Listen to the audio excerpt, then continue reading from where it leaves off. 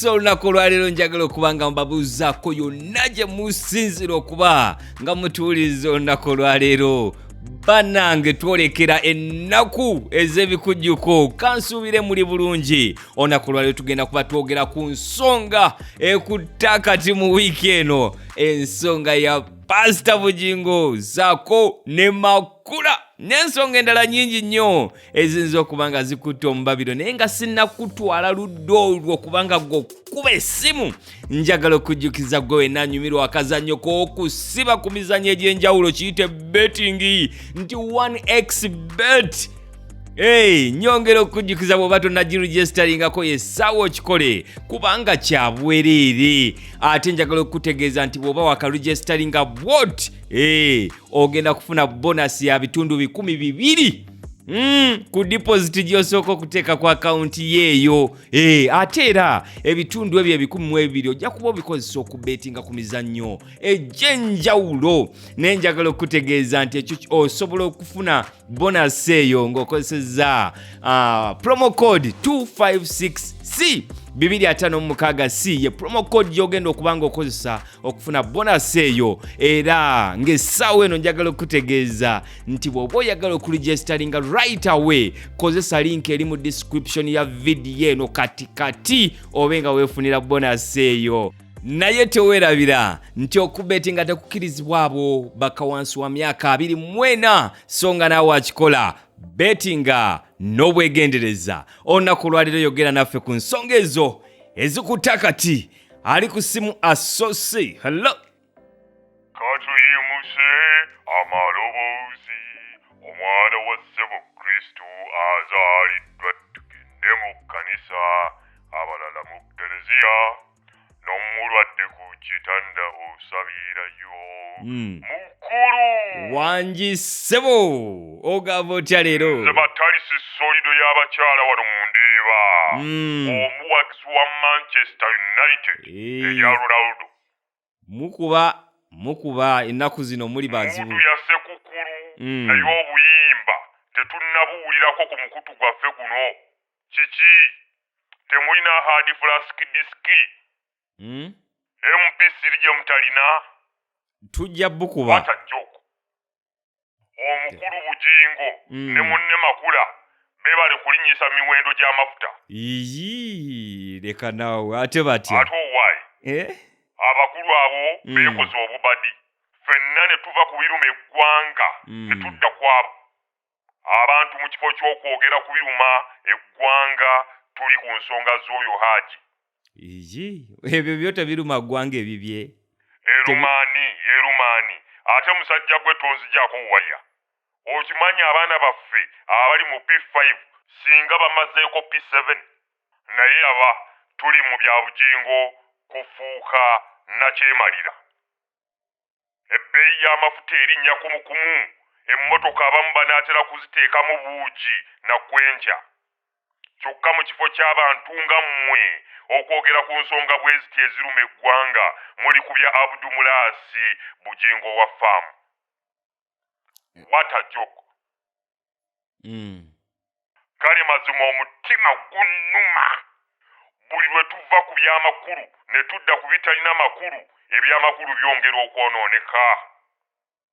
Lumu bantu mmwe abeesirigwaza muligenda okuzuukuka ng'eggwanga lyaffe liriraanye Pakistan ne Israeli nga baalitunda dda. Abantu abandi tulwaniridde muli mu nsonga za buseegu. Ez'obuseegu eziriwa ku rediyo yaffe okimanyi ebyo tetubikola, ensonga z'obuseegu ziriwa. Alooziyo ow'Amakula amuziina muyaaye, amuziina muyaaye maama, akayimba ako nkaweerezza Makula. Mbuki? Ndooyo akututte amazima muyaaye.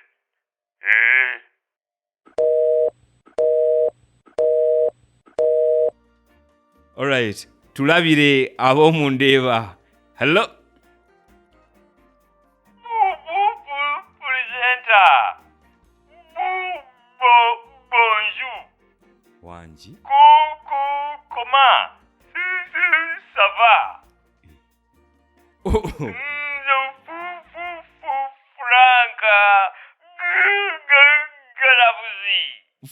Franka obuze. Simanyi oli mu kugula nnyama mpulira oyogera nsava olabika oyagala nsava. Oliwa? Ndieno Kongo. Kongo gye tumanyi. Okolayo ki? Tulwanyisa bayekera. Wangi? Wayingira amagye?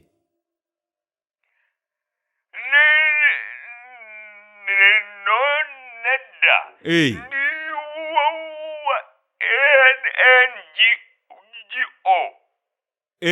NGO? Nkola nga nakyewa. Bannaye kati gw'olina obukodyo obunoonya abayekera obumanyi obunoonya. Iye. Munoonya mutya abatujju abayekera? Microscope. Mukozesa microscope? Frank, Kongo ki gy'oli? Kitundu ki ekya Kongo ddala w'oli awo? Obupande bungi. Kansome. Tusomere. Tubulire wa w'oli. Kongo.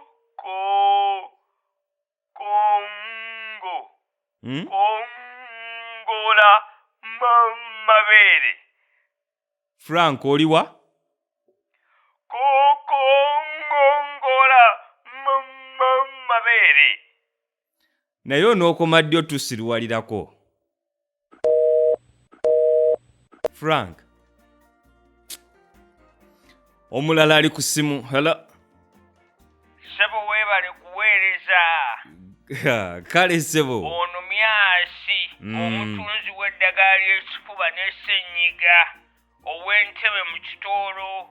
Agamba atya naye ng'essaawa eno ndi wano ku Luumu Street mu kizimbe ekiyitibwa Jafal Kibirige wano ku ofiisi za GTC International Logistics.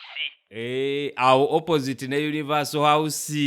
Kiki by'oyagala okutumya? Njagala bandeetere emikebe egya first class mwe ŋŋenda okutandika okuteeka eddagala lyange nditeeke mu packaging ey'omutindo ogw'ensi yonna. Era ng'emikebe egyo njijja China. Nkitege. Bizinesi oyagala giteeka ku level ya waggulu. Abo aba GTC bajja kuleetera buli kyoyagala.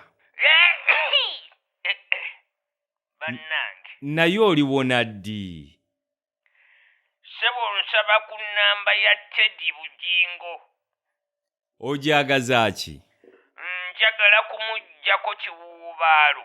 Saako n'ennaku ekisajja gye kyamuleetedde. Myasi.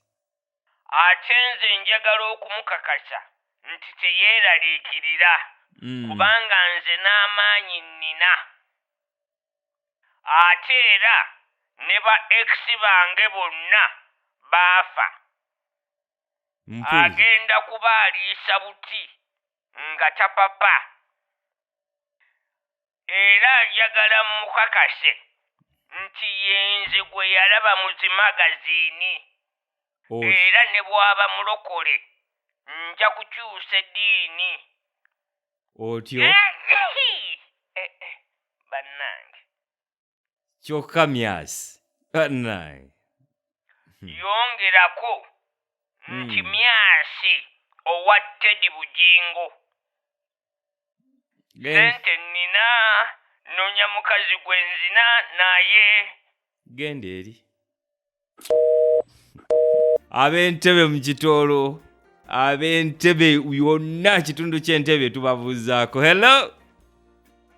Presenter. Wangi. Maama Joan omulimi w'amatooke n'ebijanjaalo wano Ezirobwe. Ku ffaamu y'amajanja. Agamba atya nate omulimi? Lumbu y'ow'ekiggula luggi. Akulikeyo gye yabadde yalaga. yakomawo. Mbadde musaba bannange musaba anyambe ku drone ze nange ndaba abasajja abakulu abayinza okuba nga babba emmere yange. Bambi yogera naye awulira. Ssebo mwami Lumbuye Fred ow'ekiggula luggi nze maama Joan ow'Ezziroobwe mbadde nsaba ku drone zo taata njagala zinnyambo okulawuna n'okulengera ababbi b'emmere yange. Simanyi oba bawagizi ba Seno oba ba Manchester United oba bawagizi ba Pastor Bugingo. Nyamba nange Mukama bw'ali bampadde ndikuddizaawo. Njagala nwana okufuna abantu bano abali so malicious. Alina okuba awulidde era nkiwajja kuba akuddira. Naye bannange kibi nnyo abantu betulabirako betwenyumirizaamu betwandyegombye okuba nga tebalina marital status.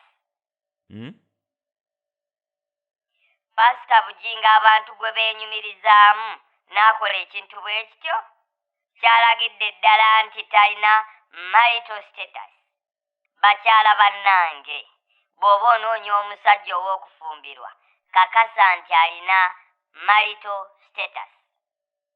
Naye marital status gy'oyogera oli mu kutegeeza ekitiibwa marital status omusajja yenna atagirina mwesonyiwe okusinga bw'onooswala. Mukama Katonda. Simanyi mpe mudde. Nedda nnyabo. Anti mpulira oyita Mukama. Ekintu ky'oyogerako kyanja. Ate bannange abantu mwenna abagwa mu mukwano mwegendereze. Omuntu bw'oba omukyayi tomwogerako muleke abeere silent majority okusinga bw'omuswazaswaza mu public figure. Mulekeraawo okuswaza bannammwe mu lujjudde nga mumaze okwawukana nabo. Omuntu oyawukanye naye lwaki obuziina bwe obwasanguza mu public figure? Mama Joan, ekigambo public figure olayika okikozesezza wabi. Kitegeeza naawe nno olina olugezigezi. Kati kibeera ki? Public transport oba pubic air? Bannange. Ekyo ekikolwa Pastor Bugingo kye yakoze mu Luwalabu kiyitibwa astagafra. Kitegeeza ki? Ekivuunula kitya? Omuntu okwefuula sita ate nga fala. Wangi? Astagafra.